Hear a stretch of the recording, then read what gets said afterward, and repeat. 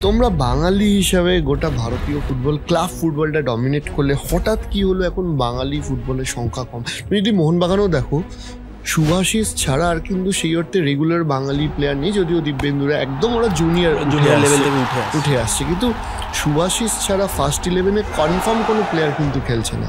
তো এইটা কোথায় সমস্যা হচ্ছে? সিএফএল এ আমাদের বাঙালির সংখ্যা অনেক কমে যাচ্ছে আস্তে আস্তে।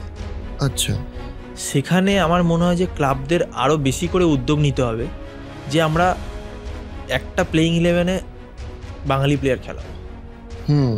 আজকে তুমি আইজলে যাও, আজকে তুমি মিজোরামে যাও, আজকে তুমি নর্থ ইস্টের যে কোনো গুয়াহাটি এফসি বা যে কোনো মানে আইএসএল স্ট্যান্ডার্ড বলছি না, লিগ যেরকম সিএফএল লিগ হয়, গুয়াহাটি লিগ হয়, এরকম আইজলে তো লিগ হয়। ওই লিগগুলোতে তুমি দেখবে একটা বাইরের স্টেটের প্লেয়ার নেই।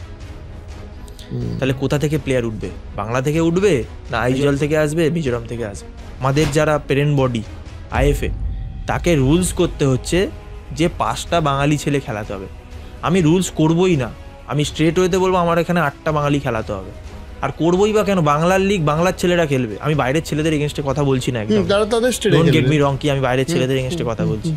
কিন্তু যেহেতু এটা আমাদের বাংলার লিগ, আমার মনে হয় ক্লাবদের এসে এখানে বলা উচিত যে আমরা বাঙালি প্লেয়ার খেলাবো।